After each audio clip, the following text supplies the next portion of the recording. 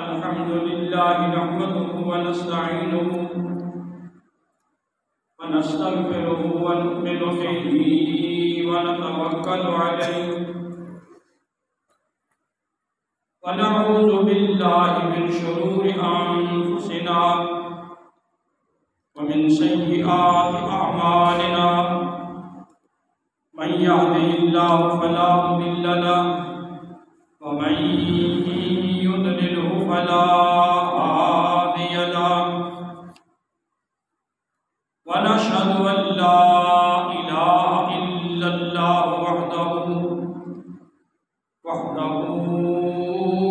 وحده لا شريك له أزلي أبدي دهري ديمومي لا أول له ولا آخر له ونشهد أن سيدنا وسندنا وطبيبنا وطبيب قلوبنا وشفاءنا وشفاء صدورنا وملجأنا ومأوانا وعوننا ومعيننا وهادينا ومرشدنا سيدنا ومولانا محمدا عبده ورسوله اللهم صل على سيدنا ومولانا محمد وعلى آل سيدنا ومولانا محمد كما صليت على إبراهيم وعلى آل إبراهيم إنك حميد مجيد اللهم بارك على محمد وعلى آل محمد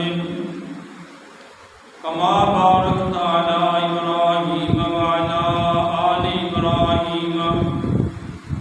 إنك حميد مجيد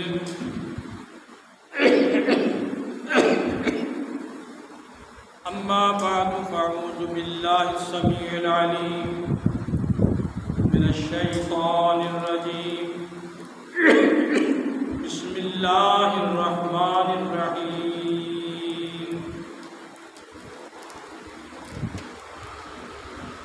ولا تقولوا لمن يقتل في سبيل الله أموات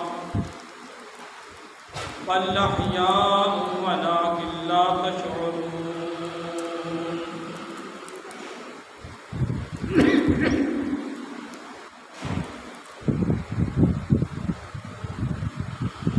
ولنبلونكم بشيء من الخوف والجوع ونقص من الأموال والأنفس والثمرات وبشر الصابرين الذين إذا أصابتهم مصيبة قالوا إنا لله وإنا إليه راجعون أولئك عليهم صلوات من ربهم ورحمة وأولئك هم المهتدون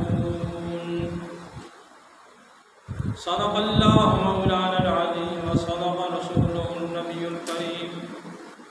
ونحن على ذلك لمن الشاهدين والشاكرين والمطمئنين والحمد لله رب العالمين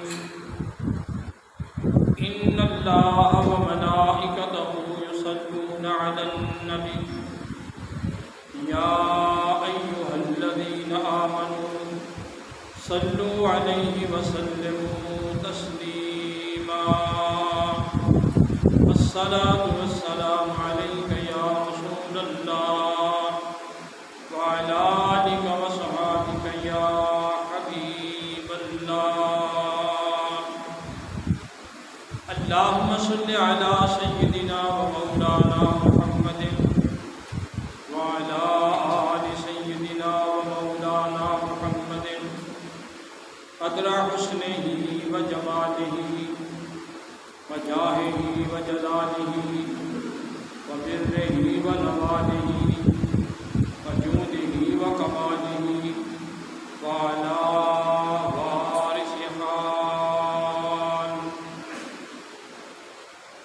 یا صاحب الجمال و یا سید البشر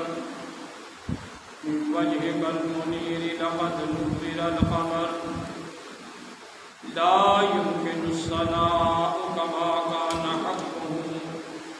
بعد الخدا بضربته قصہ مختصر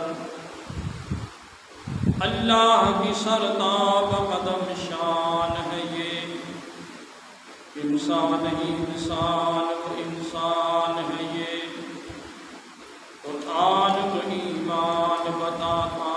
ہے انہیں اور ایمان یہ کہتا ہے میری جان ہے یہ وَلَا تَقُولُوا لِمَنْ يُقْتَلُ فِي سَبِيلِ اللَّهِ أَمْوَاتٌ اور نہ کہو ان لوگوں کو جو اللہ کے راستے میں مارے جاتے ہیں، شہید کیے جاتے ہیں، قتل کیے جاتے ہیں، اموات انہیں مردہ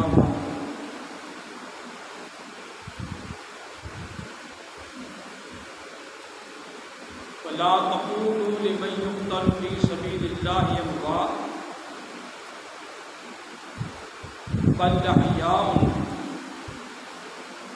وہ زندہ ہیں وَلَٰكِنْ لَا تَشْعُرُونَ لیکن انہیں اس کی حقیقت کا علم نہیں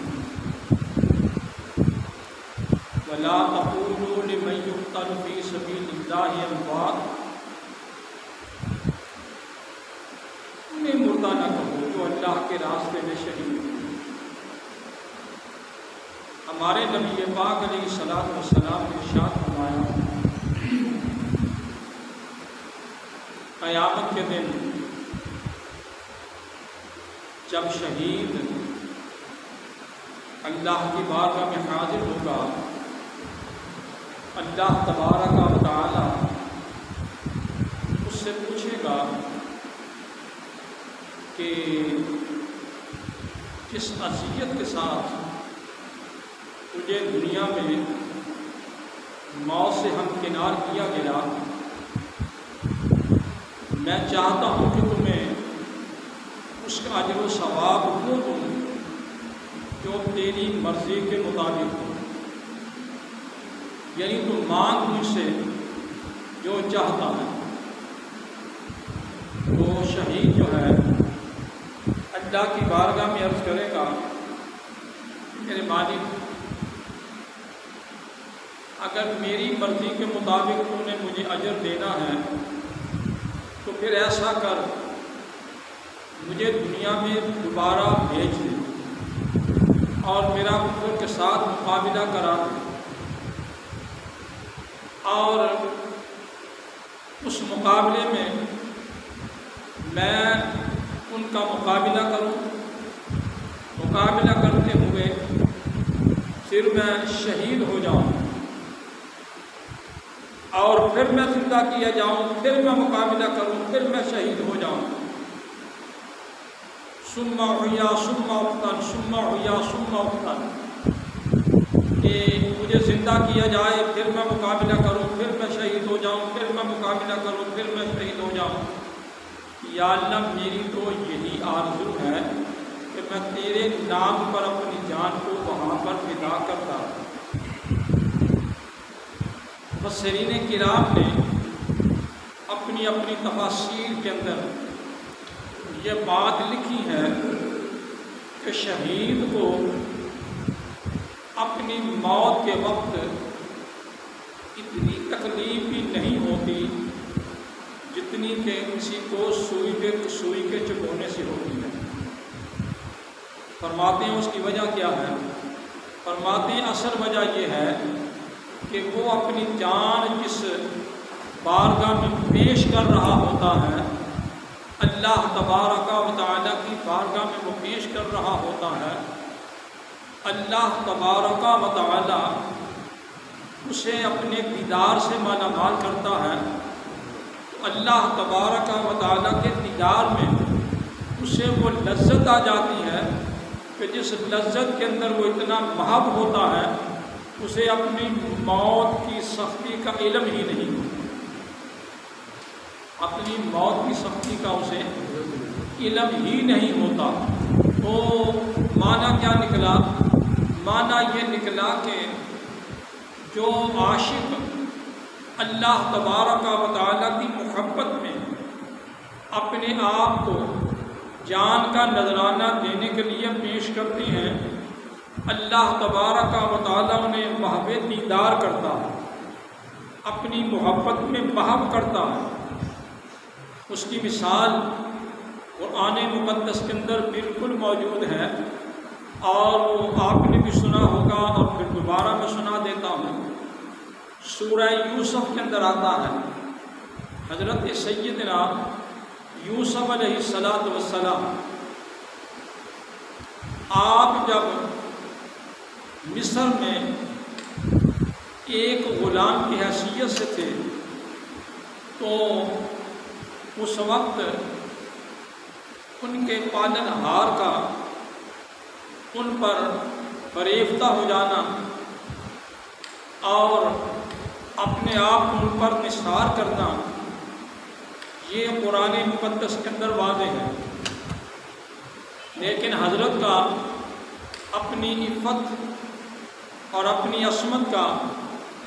حفاظت کرنا اور اپنے آپ کو بچا کر کے رکھنا، یہ گویا کہ یہ بھی ضرب المثل ہے یوسف علیہ السلام کا۔ یہاں ایک حدیث بھی عرض کرتا چلا جاؤں، ہمارے پیارے نبی پاک علیہ السلام نے فرمایا کہ دو چیزوں کی حفاظت کی ذمہ داری تم مجھے دے دو، میں تجھے جنت کی ذمہ داری دے دیتا ہوں۔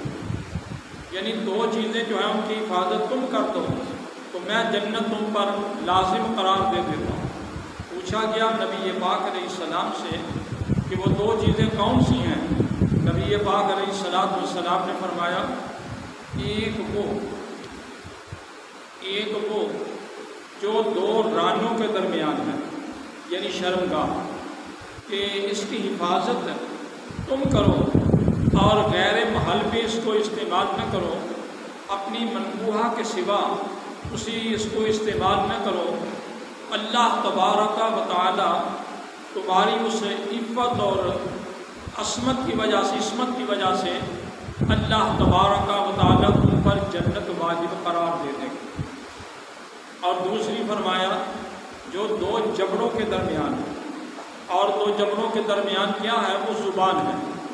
زبان جو ہے وہ دو جبڑوں کے درمیان ہے، تو یہ زبان کی حفاظت کا معنی یہ ہے کہ زبان کے بارے میں جو لفظ ہے نا مشہور کہ پہلے تولو پھر بولو، پہلے تولو پھر بولو، اگر وہ آپ زبان سے واہیات کلمات نہیں نکالیں گے اور غیر ضروری باتیں نہیں کریں گے، فضولیات میں نہیں پڑیں گے، بغض، حسد، کینہ اور چغلی، غیبت یہ نہیں کریں گے، اپنی زبان کو تم ان برائیوں سے محفوظ رکھو گے، تو نتیجہ کیا نکلے گا کہ کرامن کاتبین تمہارے گناہ نہیں لکھیں گے۔ جب وہ گناہ تمہارے نہیں لکھیں گے تو تم پھر کیا ہوگے؟ اللہ تبارک و تعالیٰ میں صدیقین کا مقام لے جاؤ گے، صدیقین کا مقام لے جاؤ گے۔ تو زبان کا کنٹرول کرنا یہ سب سے بڑی بات ہے۔ بلکہ ایک حدیث آتی ہے، نبی پاک علیہ السلام نے فرمایا کہ جب صبح کو انسان اٹھتا ہے تو تمام اعضاء جو ہیں یہ زبان کے آگے ہاتھ جوڑ کر کے کھڑے ہو جاتے ہیں، اور اسے کہتے ہیں کہ خدا کے لیے کوئی ایسی بات زبان سے نہ نکالنا کہ تو اندر چلی جائے، محفوظ ہو جائے اور ہمیں جوتیاں کھڑکنی شروع ہو جائیں، ڈنڈے برسنے شروع ہو جائیں اور ہماری حالت جو ہے وہ غیر ہو جائے، تو تمہیں ہمیں گویا کہ ہر ایسی غلط حرکت سے بچانا۔ حقیقت تو یہ ہے زبان ہی ایسی چیز ہے جو دنیا کے اندر انسان کو برائی کی گویا کہ مرکز بناتی ہے۔ یہاں ایک بات اور بھی میں کہتا چلا جاؤں، یہ تربیت کے لیے یا آپ کے لیے یا میں اپنے لیے، کہ اگر خدا نخواستہ انسان کے جسم و جان سے کوئی برائی سرزد ہوئی، اس کا تذکرہ نہ کرو، اس کا تذکرہ نہ کرو، لوگوں کے سامنے اس کو بیان نہ کرو، اور اگر تم لوگوں کے سامنے بیان کرو گے تو اس برائی پر تم ان کو گواہ بنا لو گے۔ اس پر ایک حقائق ہے، وہ بھی بیان کر رہی، وہ تو مناسب ہے کہ حضرت سیدنا موسیٰ علیہ السلام آپ کی بارگاہ میں ایک شخص آیا اور اس نے کہا کہ حضرت آپ اللہ کی بارگاہ میں جاتے ہیں تو ذرا میرے متعلق بھی اللہ سے پوچھیں کہ اللہ تبارک و تعالیٰ کا میرے متعلق کیا معاملہ ہے۔ حضرت موسیٰ علیہ السلام نے کہا ٹھیک ہے پوچھ لیتے۔ ایک دفعہ حضرت موسیٰ علیہ السلام تشریف لے گئے، آپ نے اللہ کی بارگاہ میں وہ بات پوچھی، اللہ تبارک و تعالیٰ نے فرمایا کہ وہ تو آدمی جنتی ہے، وہ تو جنتی ہے، جنت میں چلا جائے گا۔ آپ واپس تشریف لائے، اس سے ملاقات ہوئی تو اس نے پوچھا، آپ نے فرمایا تو بڑا خوش نصیب آدمی ہے، تیرے بارے میں تو اللہ تبارک و تعالیٰ نے جنتی ہونے کا اعلان کیا، مجھے ارشاد فرمایا، اس کی زبان سے نکلا کہ فلاں گناہ میں نے کیا تھا تو میں نے اس کی اللہ سے معافی بھی نہیں مانگی، تو اللہ تبارک و تعالیٰ نے اس کے باوجود مجھے بخش دیا۔ حضرت نے وہ سنا اور سن کر کے خاموش ہو گئے۔ پھر جب دوبارہ آپ تشریف لے گئے تو اللہ تبارک و تعالیٰ نے فرمایا کہ موسیٰ تو کلیم ہیں اور آیا ہے جبل طور پر مجھ سے باتیں کرنے کے لیے، پچھلی دفعہ تم نے فلاں آدمی کے متعلق پوچھا تھا تو میں نے اس کے جنتی ہونے کا تمہیں جو ہے نا وہ سرٹیفکیٹ دیا تھا، میں نے کہا تھا، لیکن آج اسے جا کر کہنا کہ تو جہنمی ہے،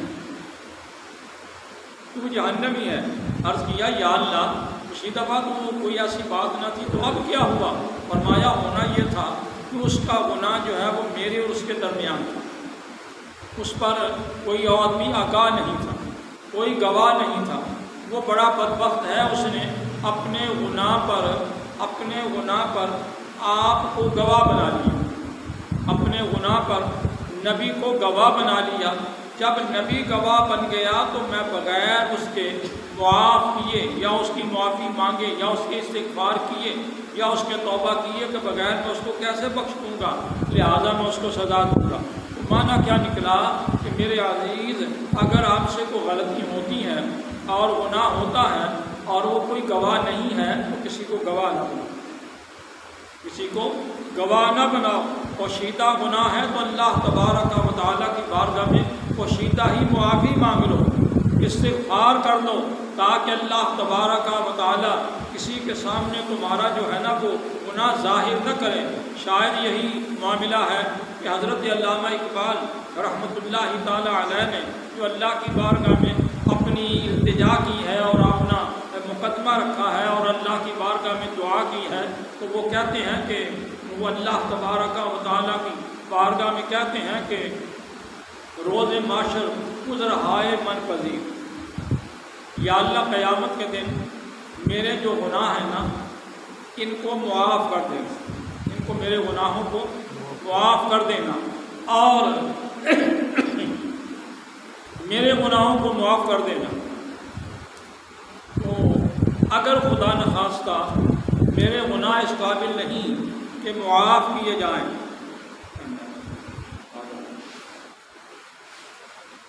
وہ اگر وہ اس قابل نہیں، مجھے ربائی وہ بھول گئی کہ مصطفیٰ بن محمد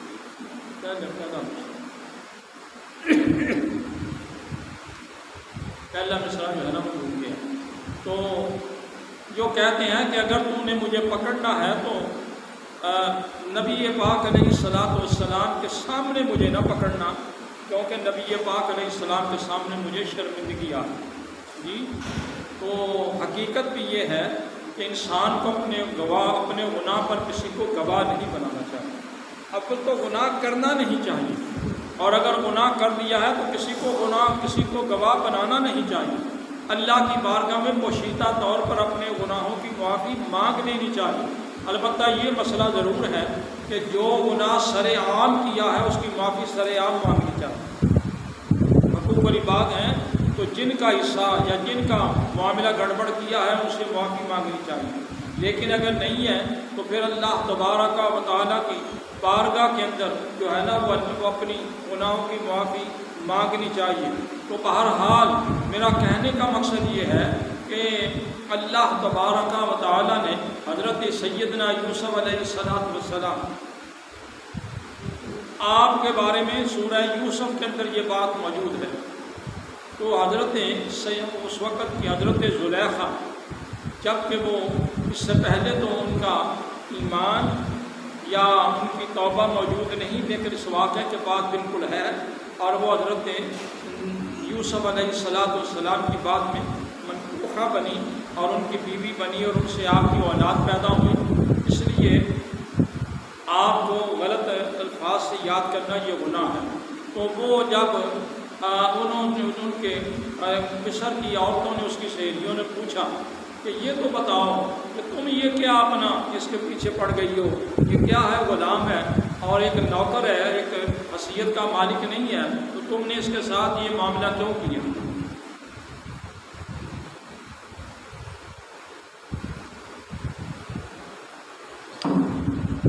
اس نے کہا کہ اچھا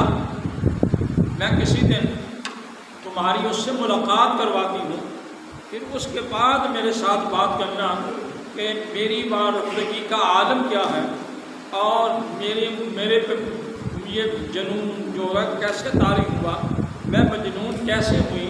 میں دیوانی کیسے ہوئی، تمہیں پتہ چل جائے گا۔ چنانچہ اس نے ایک دعوت کی اور دعوت میں ان تمام رؤساء کی مخدرات کو، ان محترمات کو وہ بلا کر کے حضرت یوسف علیہ السلام سے کہا کہ آپ ذرا مہربانی فرمائیں، نہ کسی کی طرف دیکھیں لیکن راستے سے گزر جائیں تاکہ ان کو پتہ چل جائے کہ میرے معاملے کے اندر میری بے اختیاری کیوں ہے۔ ان کے آگے اس نے دعوت کا سامان رکھا ہوا تھا اور وہ قسم قسم کے پھل موجود تھے اور پھل کو کاٹنے کے لیے چاقو چھریاں بھی موجود تھیں۔ وہ جب حضرت سیدنا یوسف علیہ السلام تشریف لائے تو اس نے کہا کہ لوگ وہ دیکھو آ گئے۔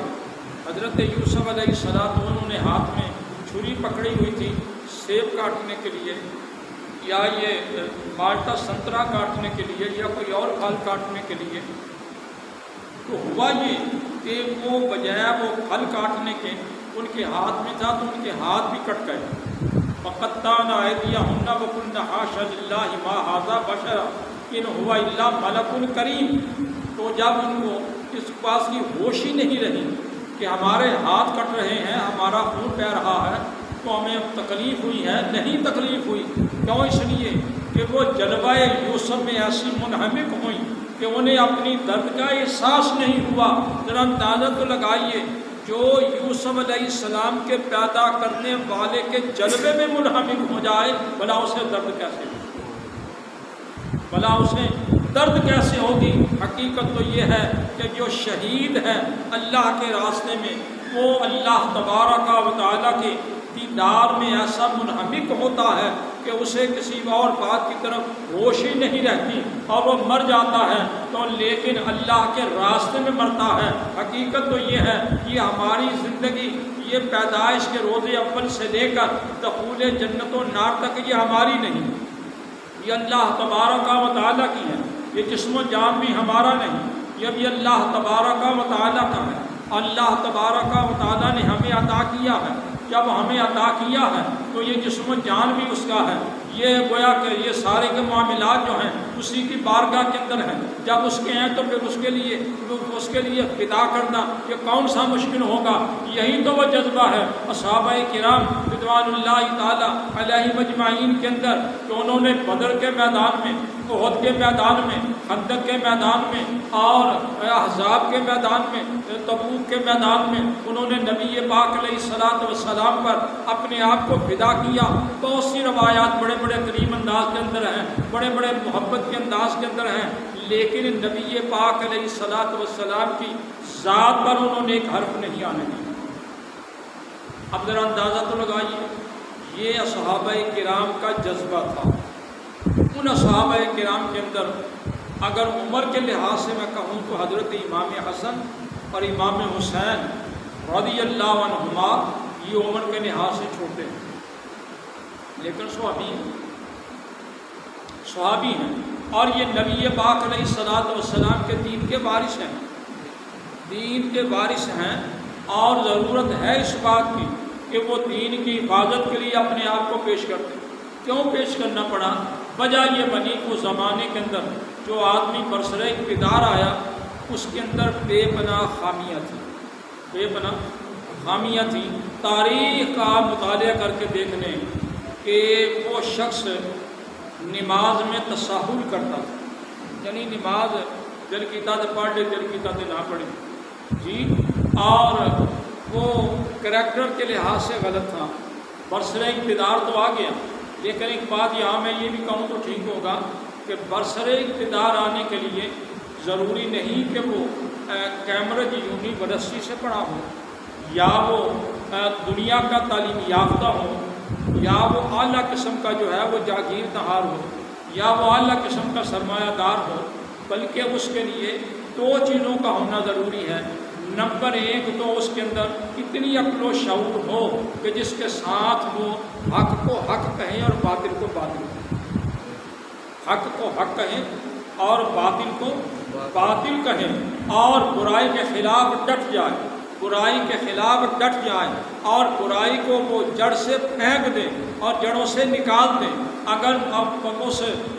صاحب اقتدار کے اندر یہ طاقت نہیں تو یقین فرمائیے کہ اسلام کی دنیا میں وہ خلیفہ بننے کے لائق نہیں، امیر بننے کے لائق نہیں، وزیر اعظم بننے کے لائق نہیں، اور صدر بننے کے لائق نہیں، اور اس کے ہاتھ میں اقتدار دینا یہ ایسے ہی ہے جیسے بندر کے ہاتھ کے اندر وہ تکڑی پکڑا دی جائے، میزان دے دیا جائے کہ یہ تم جو ہے وہ فیصلہ کرو۔ حقیقت بھی یہی ہے، جب اقتدار ان لوگوں کے ہاتھ میں آیا کہ جن کو خدا کا، اس کے رسول کا خوف نہیں، اور جو گویا کہ فیصلہ نہیں کر سکے کہ وہ اقتدار کے اندر آ کر کے حق اور باطل کے درمیان اور وہ لوگوں کے اندر معاملات کو درست نہیں کر سکے، تو وہ اس وقت سے خرابی اسلام کے اندر پیدا ہونا شروع ہو گئی۔ لیکن جب یہ نہیں تھی تو اللہ کے فضل و کرم سے دنیا والی اس انداز میں چلا کرتے تھے کہ حضرت سیدنا فاروق اعظم رضی اللہ تعالیٰ عنہ ان کے دور کے اندر عورت جو ہے وہ مصر سے، کوفہ سے، اور وہ کہیں اور سے نکل کر کے اگر اکیلی بھی بغیر زیور کے وہ مدینہ کی طرف یا کسی اور طرف سفر کرتی ہیں تو کسی انسان کو جرأت نہیں تھی کہ وہ اس کی طرف غلط نگاہ سے دیکھ سکے، اور حالات جو ہے وہ بالکل اس انداز کے تھے۔ کیوں؟ اس لیے حضرت عمر فاروق رضی اللہ تعالیٰ عنہ نے اقتدار پر ہونے کے باوجود اپنے آپ کو جو ہے نا وہ اس قابل نہیں رکھا کہ وہ کوئی مجھ سے سوال نہ کر سکے یا ان کو پوچھ نہ سکے کہ یہ تم کیا کرتے ہو۔ آج تو اختصاص لیا جاتا ہے، آج تو یہ معاملات لیے جاتے ہیں کہ جی صدر جو ہے وہ مواخذے سے پاک ہے، وزیر اعظم جو ہے وہ مواخذے سے پاک ہے، یا فلاں جو ہے وہ مواخذے سے پاک ہے، اس کا مواخذہ نہیں کیا جا سکتا، اس کو عدالت میں نہیں بلایا جا سکتا۔ لیکن حضرت سیدنا عمر فاروق رضی اللہ تعالیٰ عنہ ان کو مواخذے سے پاک نہیں رکھا گیا۔ آپ خطاب فرما رہے تھے